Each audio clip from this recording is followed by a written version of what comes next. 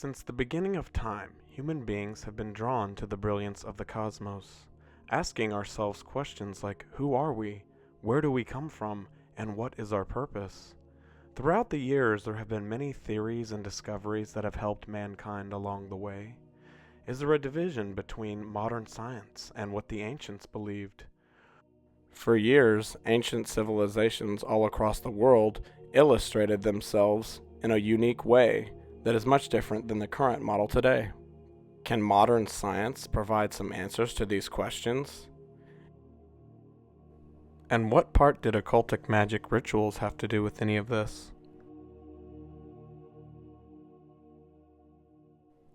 And what exactly did Bill Nye the Science Guy mean when he said that we cannot leave Earth? Now, one thing I really want your generation to embrace is that the Earth is a closed system. We cannot leave the Earth. There's no place to go. The Earth is a closed system. And what exactly did the Bible have to say about these things? I'll answer these questions and more as we take a journey through the cosmos.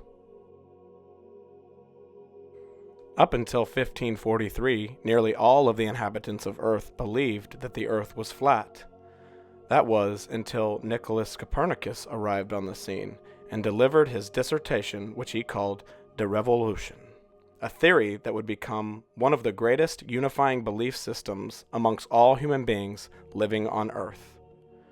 More people from countries and cultures all over the world today believe that the Earth is a spinning ball over any other belief in existence.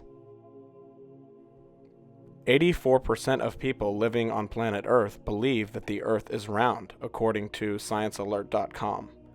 This is possibly the single greatest unifying belief in the entire history of the human existence. But just how fast were we spinning? As we take a look at modern science statistics today, they claim that Earth is spinning at 1,000 miles per hour, while simultaneously rotating around the Sun at 67,000 miles per hour, while continuously flying through space at 514,000 miles per hour. This animation represents Copernicus's theory that the Earth spins at 1,000 miles an hour while rotating around the Sun at 67,000 miles per hour while flying through space at 514,000 miles per hour. The idea that is upheld by modern science today. But is it true? What other theories are out there? The Bible claims that the Earth is stable and that it cannot be moved.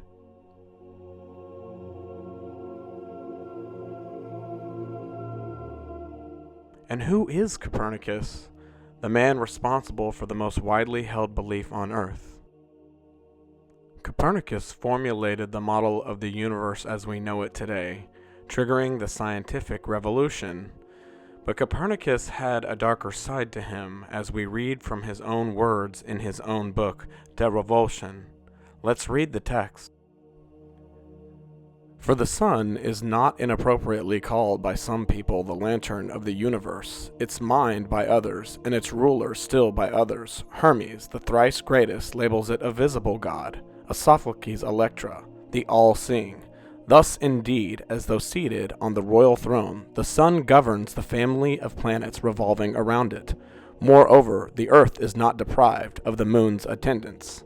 On the contrary, as Aristotle says in a work on animal, the moon has the closest kinship with the earth. Meanwhile, the earth has intercourse with the sun and is impregnated for its yearly parturition.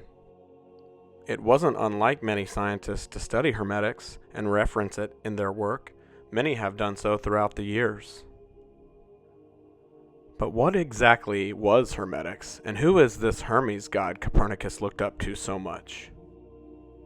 Hermeticism is a religion that is based on the god Hermes. Hermes, shown here, oddly enough with two serpents on his trident, was a Greek mythology god. Hermes was the god of trade and trickery. Hermes was known as the divine trickster and the conductor of souls in the afterlife.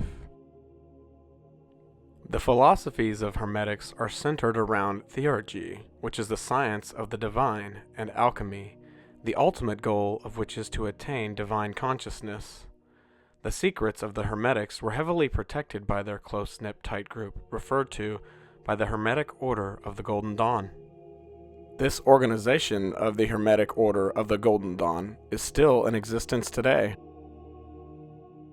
Masks are worn during their rituals to protect the members' identities. This modern-day ritual stems from a past that dates all the way back to the rituals which were held during the day of Copernicus, and even before Copernicus.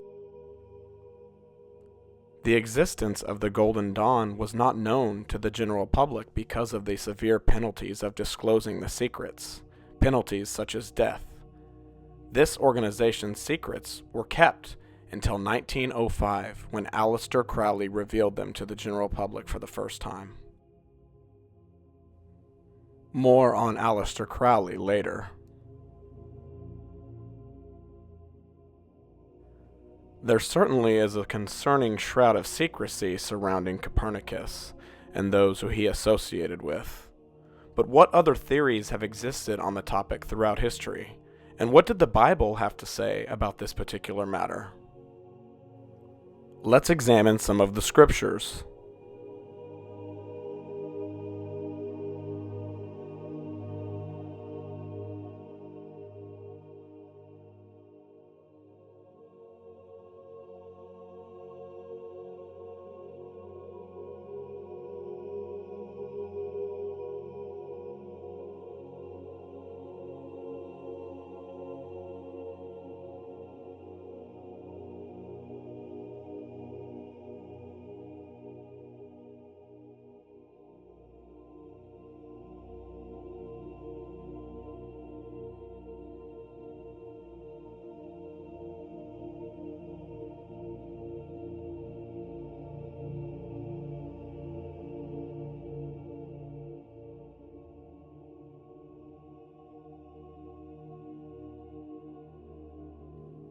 Unlike the Copernican theory, the Bible states that the earth is firm, immovable, in its place, and without movement, putting it at odds with the Copernican theory.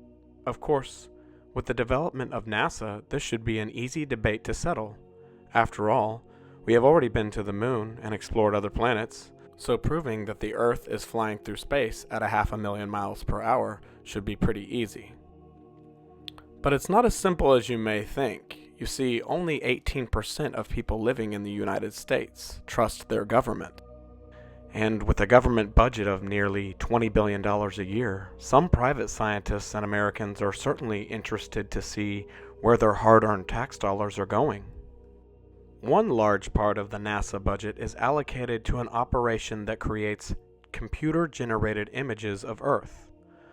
Unlike photos that are taken with real cameras, computer-generated images, or CGI, are composites created by data analysts at NASA.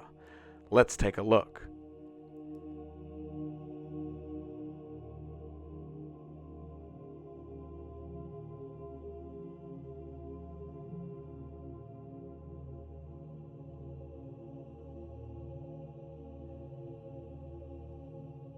A closer look at the famous blue marble photos published by NASA shows in detail just how photoshopped the image is.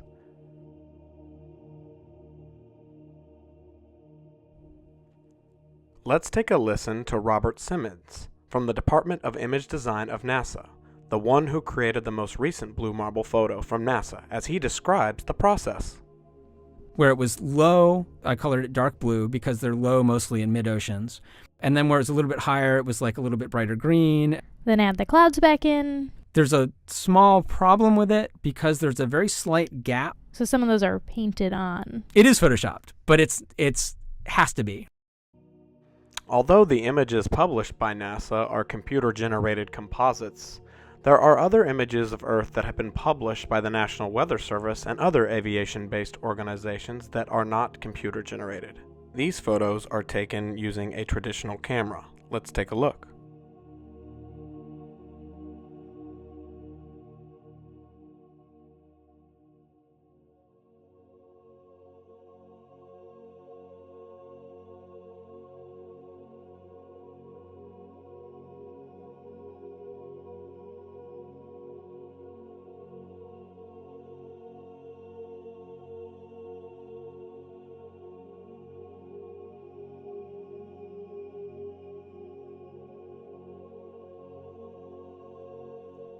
Let's take a look at the images side by side. Can you tell which ones were made on a computer and which ones were taken with a camera?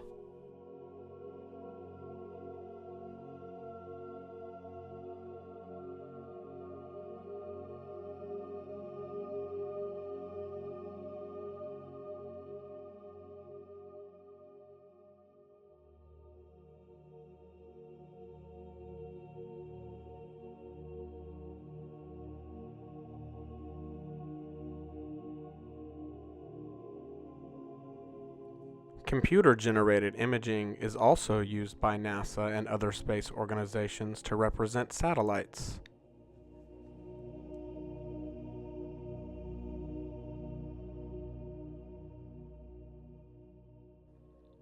However, there is still evidence that supports the heliocentric model. This evidence comes from the missions of NASA, such as our missions to other planets and missions to the moon. But to understand the missions, we must first understand the men that put us there. Who was the founder of NASA? That man is Jack Parsons, the founder of Jet Propulsion's Laboratories and Aerojet Engineering Corporation. He invented the first rocket engine to use solid fuel propellant.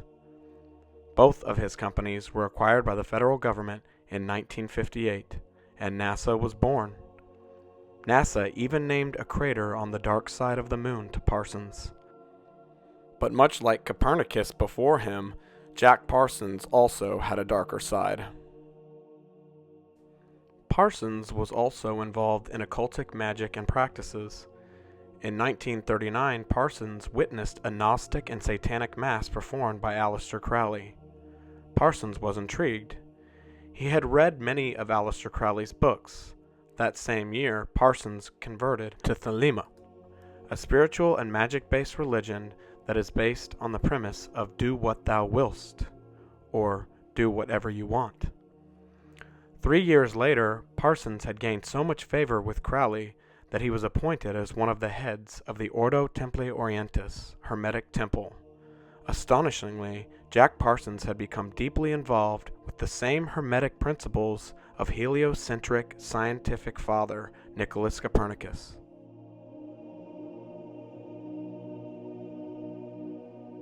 In 1946, Jack Parsons, founder of NASA, joined L. Ron Hubbard, founder of the Scientology religion, in the desert for a major ritual that they had been planning for quite some time. This ritual was called Babylon Working. The ritual was designated to manifest an incarnation of the divine feminine called Babylon. To put it simply, they performed sex magic rituals in the desert in order to summon a feminine demon. One can only wonder if Parsons came up with the idea of summoning Babylon the Great from the Bible, as the book of Revelation refers to this creature as well. Regardless, now you know the story behind the man that founded NASA. But who was this man that Jack Parsons looked up to so much? Aleister Crowley was an occultist, magician, drug experimenter, and Satan worshipper, and famous for all of his publications, most of which the Book of Law, which can be purchased still to this day on Amazon. Crowley claims that he was visited by a spirit demon by the name of Aiwass, and this demon actually told Crowley what to write in the Book of Law, his most famous publication. This picture of the creature was drawn by Crowley, and Crowley considered the encounter a divine experience. Here are just a few passages from his book.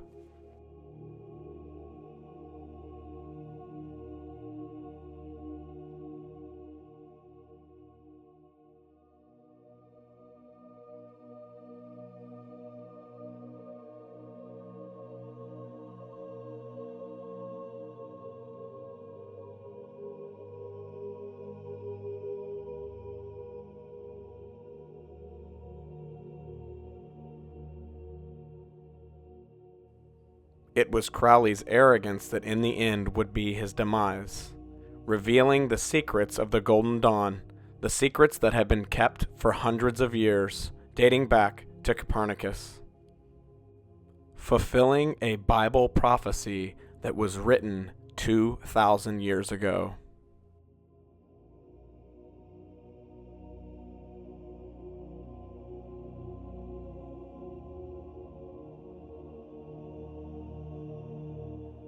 Meet the fathers of the modern-day worldview and religion.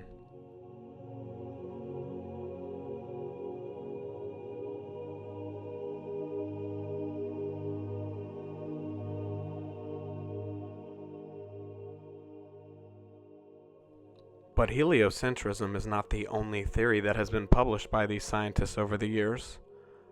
Let's take a look at a more recent publication, one that has to do with our moon and our sun. But Tia, why does the moon shine? Now that's quite interesting, Tofu. Technically, the moon does not shine by itself because it has no light of its own. It appears to shine because of the sunlight that reaches it. Modern science claims the age-old theory that the moon is just reflecting the sunlight. Let's see what the Bible has to say about this theory.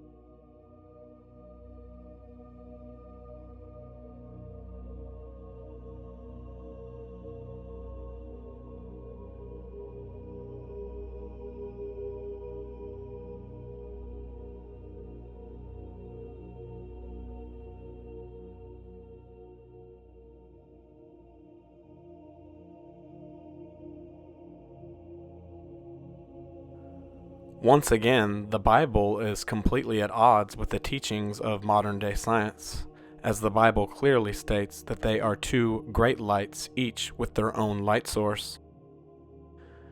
But surely science can win the debate. After all, this is the same science that put men on the moon.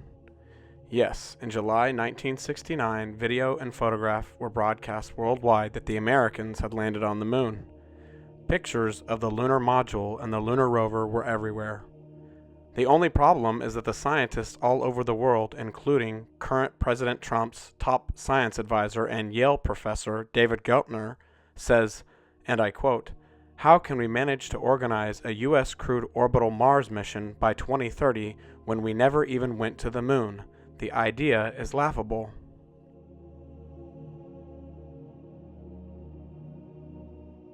You see, basic meteorology, which is the study of our atmosphere, tells us that roughly 50 miles above our head begins the layer of our atmosphere called the thermosphere.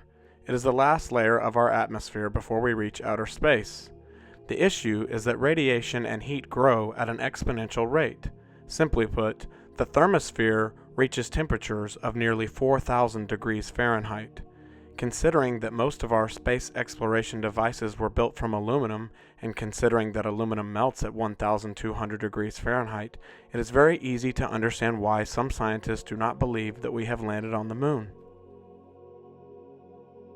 Other scientists have made the claim that the lunar module looks like it was made from tin foil and construction paper.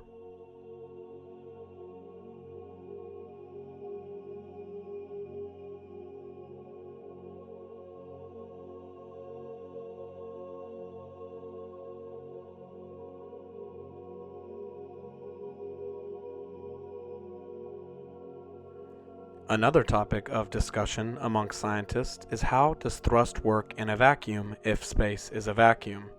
Using a high-temperature laser in a small vacuum, the following experiment will demonstrate how thrust does not exist in a vacuum. Notice the paper catches fire when it is not in the vacuum. Once the vacuum is turned on, the laser is unable to ignite the paper. This is the same for solid propellants, much like jet fuel and thermite. Notice that the thermite reacts violently once the heated laser hits the thermite under normal circumstances. Yet when in a vacuum, even highly combustible thermite ceases to ignite. Proof that thrust does not work in a vacuum. Once again, there seems to be some discrepancies among scientists. Did the lunar module pictured here fly through the thermosphere at 4,000 degrees Fahrenheit on its 500,000-mile journey back to Earth? Perhaps we can learn from the photographs that were taken from the lunar surface to help us distinguish what is true. Notice anything interesting in the helmet of this astronaut? It appears as if a camera operator with no spacesuit is taking this picture on a set.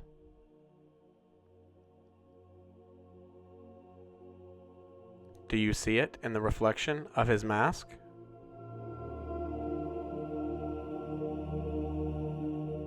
Where exactly did this car come from? Was it stored on the inside of the module?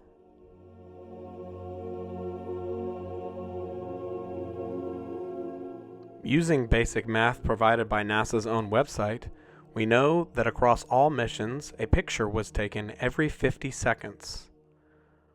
Was there time to do other tasks? What about collecting the moon rocks? And were there any real moon rocks? Curators at the Amsterdam's museum declared that the moon rock given to them by Buzz Aldrin was actually petrified wood.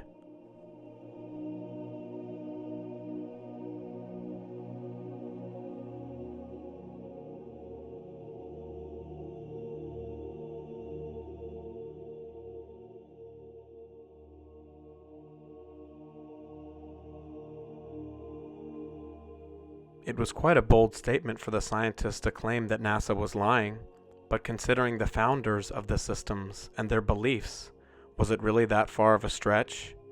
You see, at the foundation of NASA is a cornerstone of occultic practice, a practice that can easily be seen even in modern-day NASA astronauts and various coins, patches, and rituals.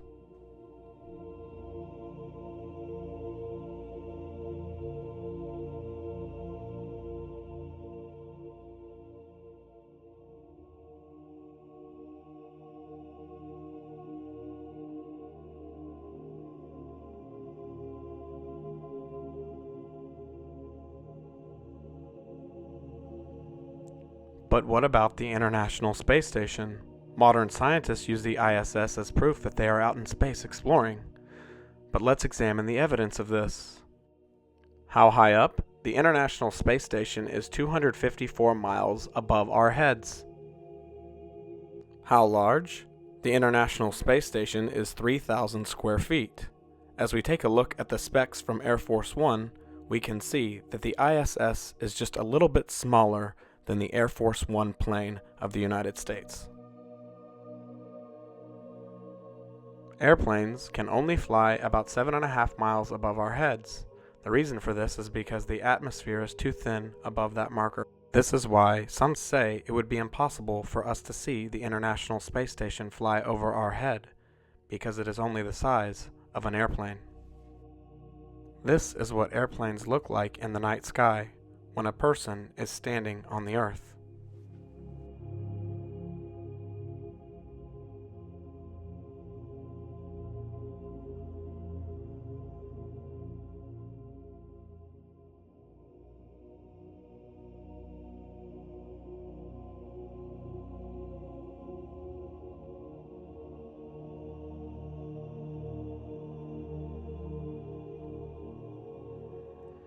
Some scientists ask, how can we see the ISS flying over our heads if it is just the size of an airplane and it is 254 miles above us? One scientist even claims that the ISS would have to be the size of New York City for us to be able to see it at that distance.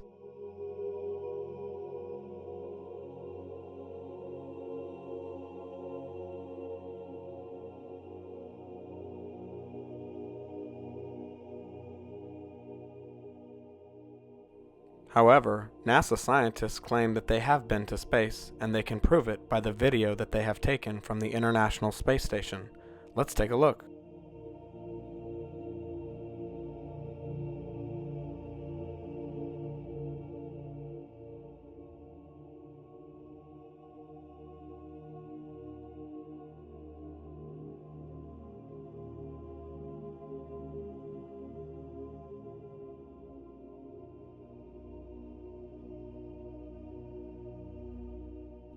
Many have made the claim that the NASA footage is not congruent with real footage taken from weather balloons and other weather services across the United States.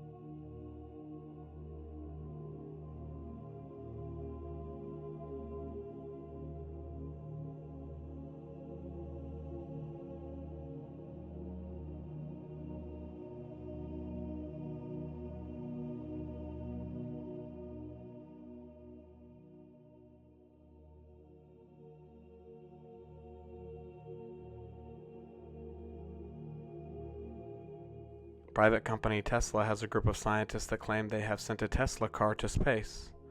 They also have video of this. But before we take a look, let's learn a little bit about Tesla and their founder, Elon Musk. I mean, with artificial intelligence, we are summoning the demon. You know those stories where there's the guy with the pentagram and the holy water, and he's like, yeah, you sure you can control the demon? Didn't work out. As an atheist agnostic, Musk has said that science and religion are not able to coexist. He added that we live in a simulation, and there are many simulations out there. Some scientists question whether Elon Musk is a scientist at all, and where he gets his ideas. Let's take a listen to Elon Musk on The Joe Rogan Show. Tobacco and marijuana in there. That's all it is.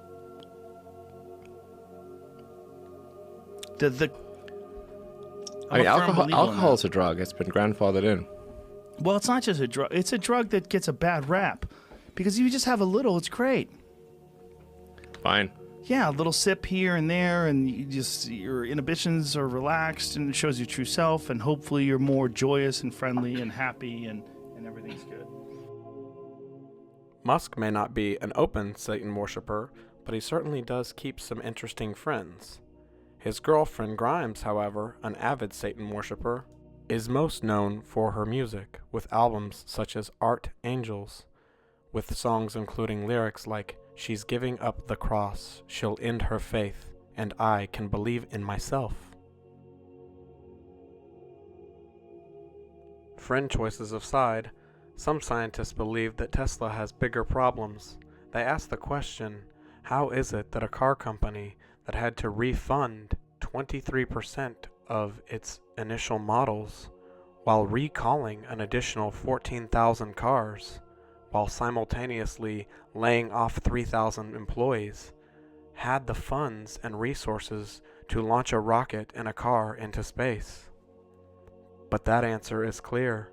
Tesla is not a private company. Although its formation is private, it receives billions of dollars in government subsidies, making it no different than NASA.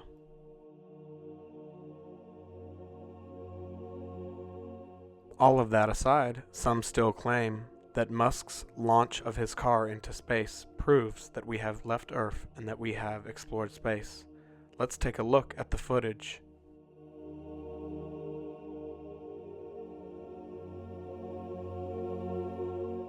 In February 2018, Tesla claimed to have sent this one car into space. Some opposing scientists, however, believe that this footage is also computer-generated video.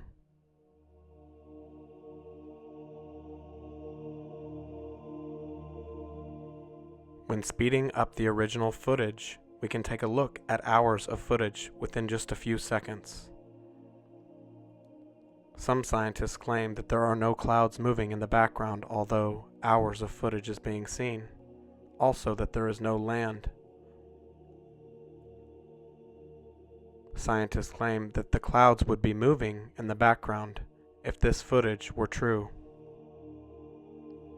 Musk was actually asked about the footage being fake, and this is what he had to say. Well, I think it looks so ridiculous and impossible. And you can tell it's real because it looks so fake, honestly. Which I kind of like the absurdity of that. I mean, it's kind of silly and fun, but I think that just the imagery of it is something that's going to get people excited around the world.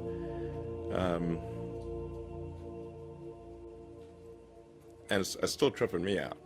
I mean, I'm tripping balls here. So I think that just the imagery of it is something that's going to get people excited around the world.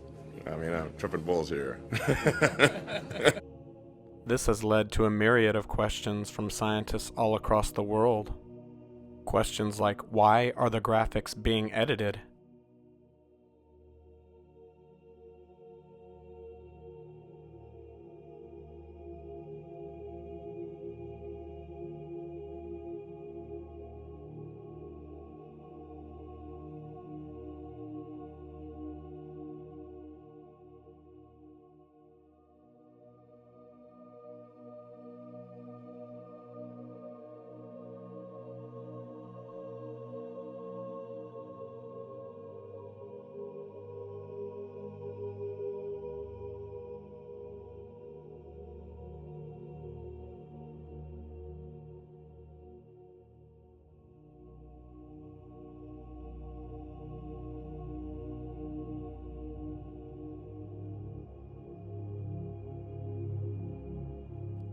Can we leave Earth?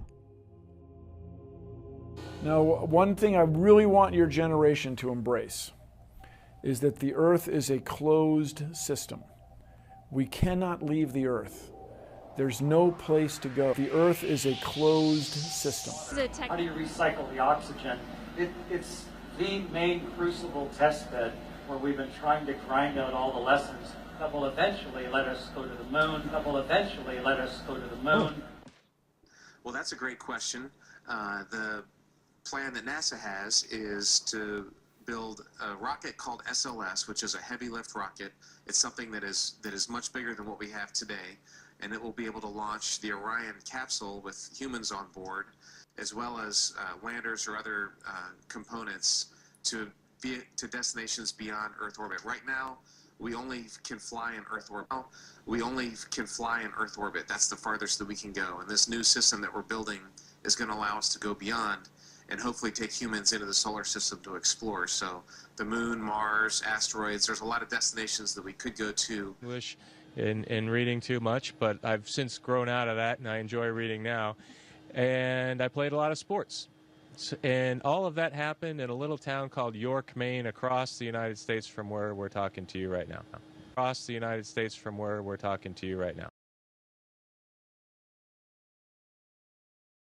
Through the Van Allen belts, an area of dangerous radiation. Radiation like this could harm the guidance systems, onboard computers, or other electronics on Orion. Naturally, we have to pass through this danger zone twice, once up and once back. We must solve these challenges before we send people through this region. The technologies that we're testing out on Space Station are definitely helping us with our goals of going beyond low Earth orbit. So we have a really robust exploration program at NASA. Previous program, we are setting a course with specific and achievable milestones. Early in the next decade, a set of crewed flights will test and prove the systems required for exploration beyond low Earth orbit. Where is the evidence from the moon? I'd go to the moon in a nanosecond. The problem is we don't have the technology to do that anymore. We used to, but we destroyed that technology, and it's a painful process to build it back again. I haven't seen anything that indicates the telemetry data is even in existence, and as I said, even if we had it, we don't have the machines to play it back. But your own research has shown the telemetry data is missing. That's right. Can we see the stars from space? Whilst in space, have you ever looked away from Earth into the black void? Because you can see, because you can see the stars. Oh yeah. You know, and pretty much all the time you can see the stars. It's not a black void. I mean, it's black, but there's all kinds of little polka dots. There's all the stars there. We were never able to see stars from the lunar surface or on the daylight side of the moon by eye without looking through the optics. I don't recall during the period of time that we were photographing the solar corona what stars we could see. I don't remember seeing any. You can see the stars. Oh yeah. You know, and pretty much all the time you can see the stars. I don't remember seeing any. What else is being said? What is gravity? I have no idea. Okay, next question. What is it? I think Einstein, in an Einsteinian answer, we would say gravity. I think Einstein, in an Einsteinian answer, we would say gravity. That Einstein noted that matter tells space how to curve, space tells matter how to move. And we interpret that as a force of gravity. That's probably the best answer I can give to a what is gravity question, or why is there gravity. That's the best I can do there. I think that's a good start. So you spin, when you spin pizza dough, it kind of flattens out. Yeah. It gets wider in the middle. And so Earth, throughout its life, even when it formed, it was spinning. And it got a little wider at the equator than it does at the poles. So it's not actually a sphere. It's oblate. And officially it's an oblate spheroid. That's what we call it. But not only that, it's slightly wider below the equator than above the equator. A little chubbier. Yeah. Chubby's a good word. It's like pear-shaped.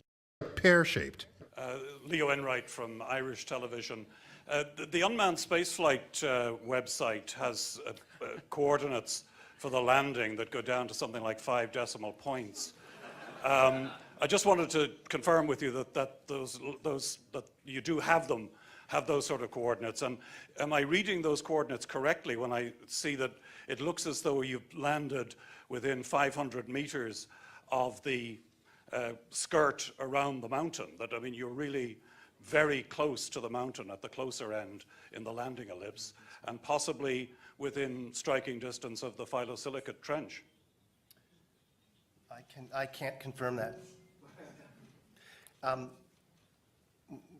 My estimate, I'm looking for somebody, yes, there's somebody in the audience here who has that in the tip of their noggin. We should have soon that estimate. The ultimate destination is Mars. So if you gave me all the money in the federal budget today, I could not get a human to Mars. I think that what you're doing is taking a shot in the dark. You have no way of knowing if any commercial entity will ever be able to put a man in orbit, no matter how much money you throw at them. What you're doing is you're taking NASA's manned space program and making it a faith-based initiative. I yield the rest of my time. Did NASA really travel to Venus 162 million miles away 7 years before they went to the moon? Mariner 2 is the first successful space probe in U.S. history and went to Venus in 1962.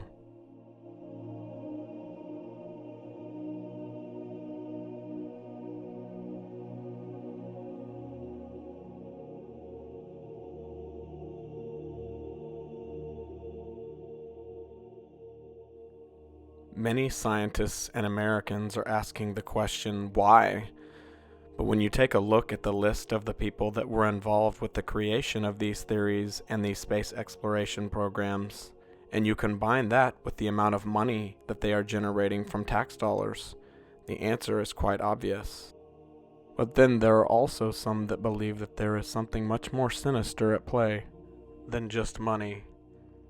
As we once again take a look at biblical scripture, there's a story once told about the Tower of Babel, The people of Earth tried to leave one other time in human history.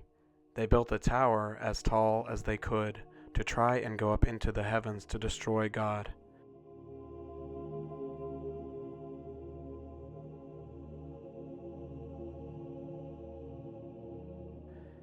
Instead, God destroyed them and scattered them amongst the nations. As it's clear in Scripture, heaven is made for God, and earth is a gift and made for man.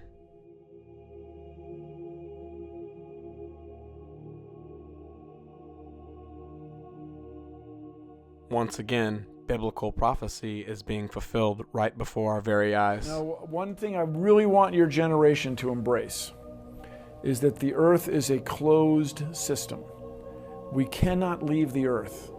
There's no place to go. The earth is a closed system.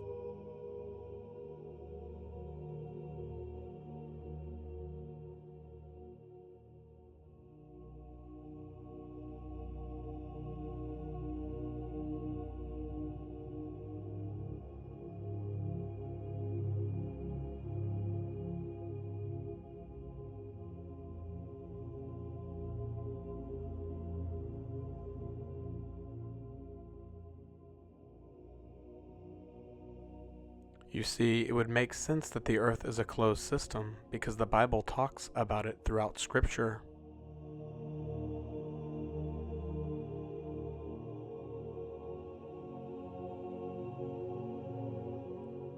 Perhaps this is why ancient cultures from across the world throughout time have always illustrated the earth in the same way.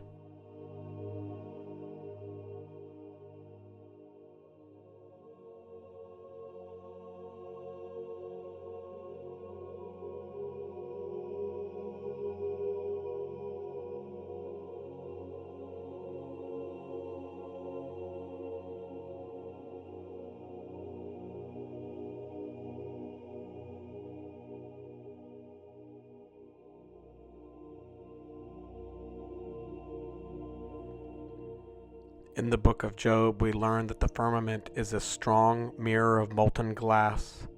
Christians for centuries have taken this scripture as a metaphor. But what does the science say? Scientists have made countless documentaries related to the tons of molten glass that has appeared in the middle of the Sahara Desert.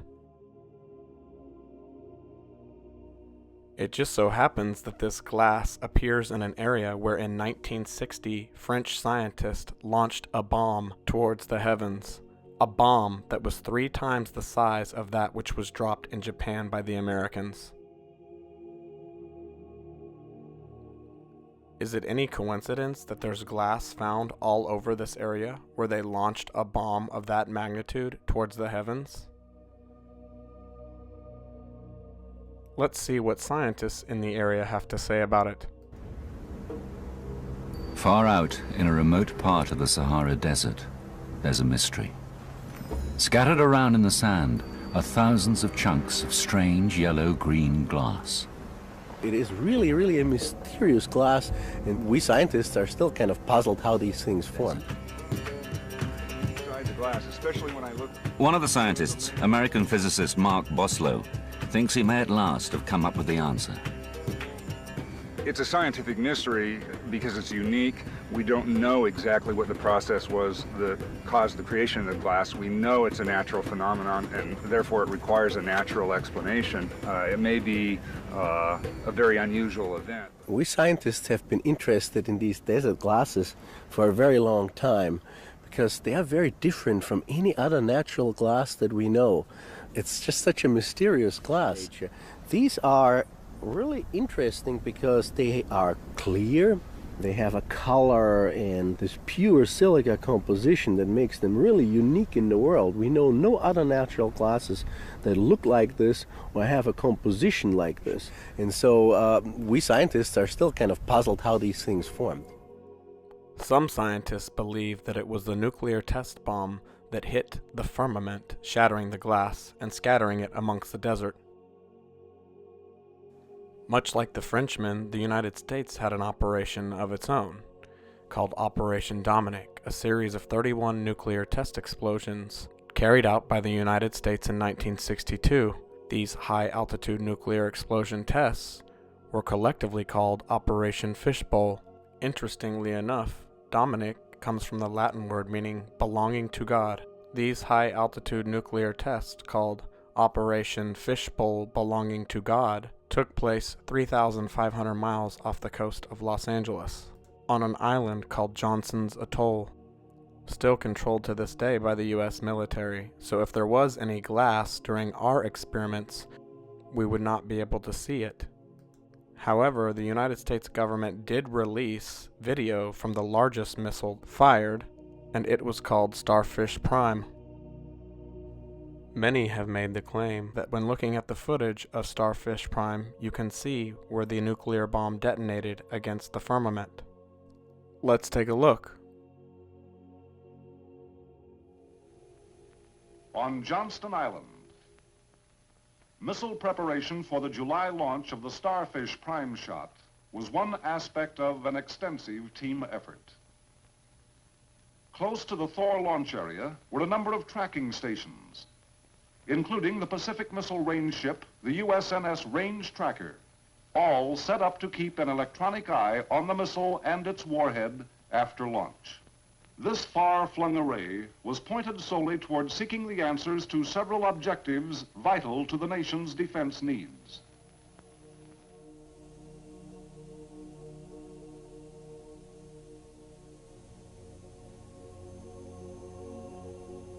What you're looking at here is a missile that was launched from the top of a tower towards the ceiling of Earth. The effect puts off a dome-like effect as if the bomb exploded against a dome.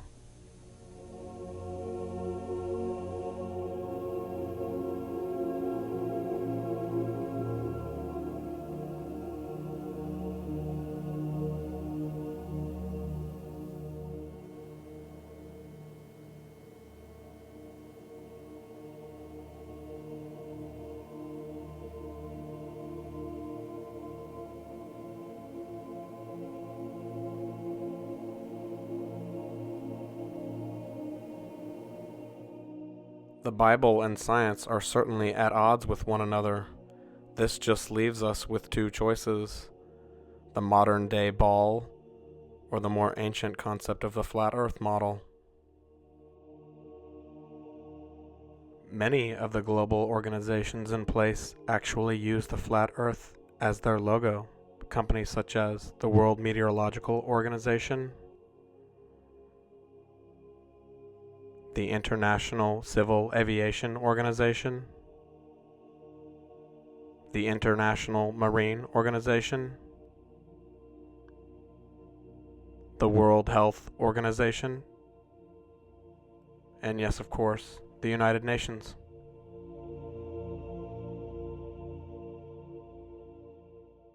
Perhaps it's because they already know that there is a firmament above us and that our Earth is actually a flat, stationary plane surrounded by ice.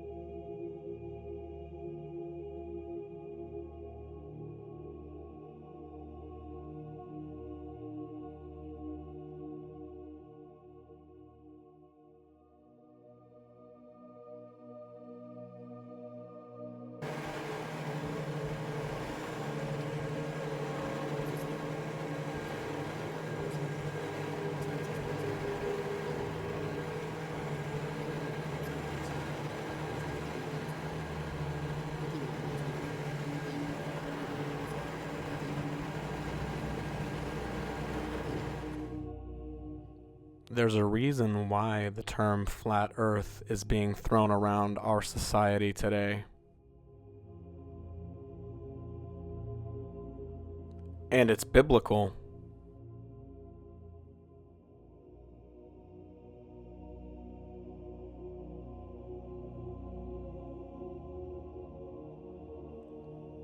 Let's meet the people that are finished with this deception.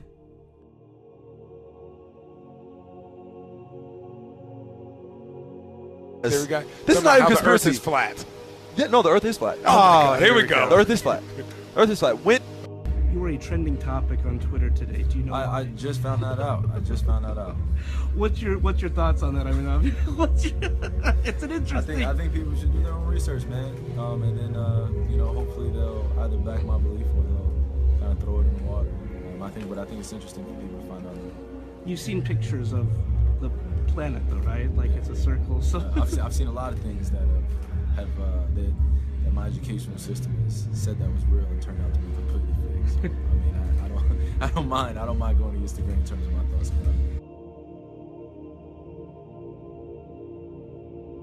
We ever been to the moon? Nope. They gonna come get us. I don't think so either.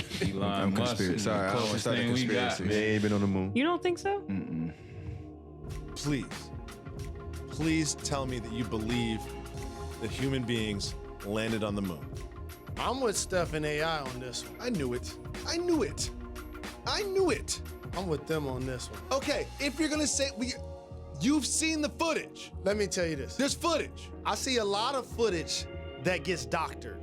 I see a lot of footage. Look at that that's footage. Not necessarily accurate.